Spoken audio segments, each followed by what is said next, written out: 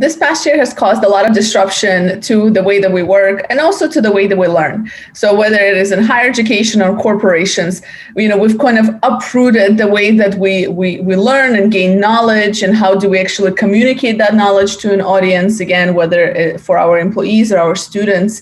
And what we've seen recently is that companies and institutions are coming to us and saying, listen, we really want to continue, to educate and to kind of upskill our audiences, but they're starting to realize that this whole approach of just taking whatever we're doing face-to-face to online doesn't work. It just doesn't. We cannot take a 6 to 8 hour full day face-to-face and try to translate it the same way towards, online virtual interactions using Zoom. It just simply does not work. We're getting to a point where zoomed out, the knowledge is not being transferred, and people essentially are just not learning. So there must be different ways that we can, in fact, do this. There must be alternative ways that we can engage, students in universities and employees and corporations to learn and upskill in this new virtual world that we're in. Elena, it goes even beyond the virtual world. So if we think about it, our brain, it is like a little machine that cannot hold intensity of focus in order to retain knowledge. So already I have high doubts that the previous approach of 8 hours or 6 hours of training was that awesome. So the brain needs to have moments of recharge in order to digest the information. People retains better the information when we have the time to gather insights, that something is relatable to us. So there needs to be some moments of intensity where you pass on knowledge. Brain is focused, it's fresh. It goes into a downside of recharging. It is generating insight so that we can store this information in the area, the long-term memory, if you want, inside of the brain. So that is something that wasn't happening already in the physical world.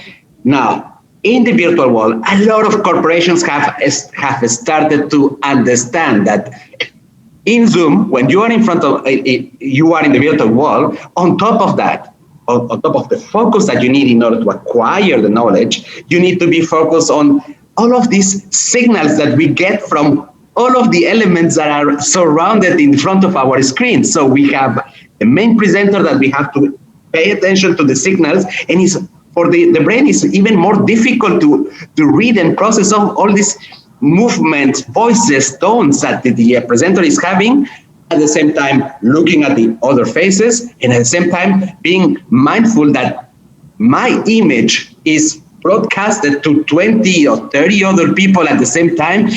All of this makes that the load of charges of information in our brain is super intense, so we pay even less attention.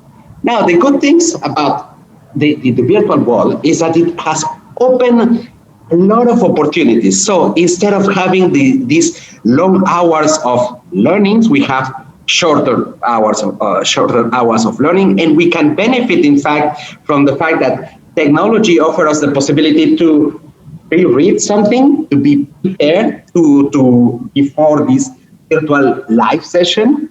And the other thing is, it allows us also that post-training have the holding hands to the attendants so that they don't just learn something, but they practice something.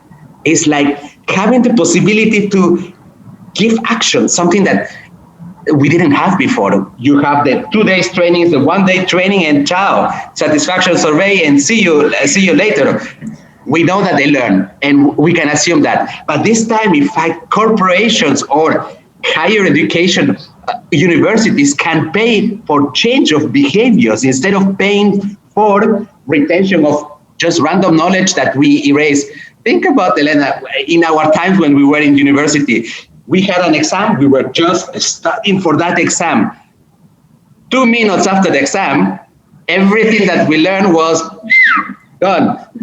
So, but we live in a world where we really want to have impact, we want to help people, and on top, the variety of learning material has changed. It's not anymore about hey, I want to learn a soft skill or I want to have a new hard skill at work. We more and more corporations and higher education are investing in this capacity of people in order to self-develop, learning about how to manage stress, learning how to be more mindful, how to be more self-aware. Aware requires practice, not the slides, not knowledge, practice, because it's a recurrent process that we need to have every single day in our organization in order to be capable to unleash our potential and be more capable in difficult times. There is a lot of opportunities. There is tools. We have gone to so many journeys with our customers in order to help them go and understand what are the options to redesign. It is that is not only about converting the old style material to the new and do it in virtual. But there are so many options that allow us really to unleash finally the potential of employees on the way that the brain works. And this is awesome. It is a good opportunity, right? Absolutely.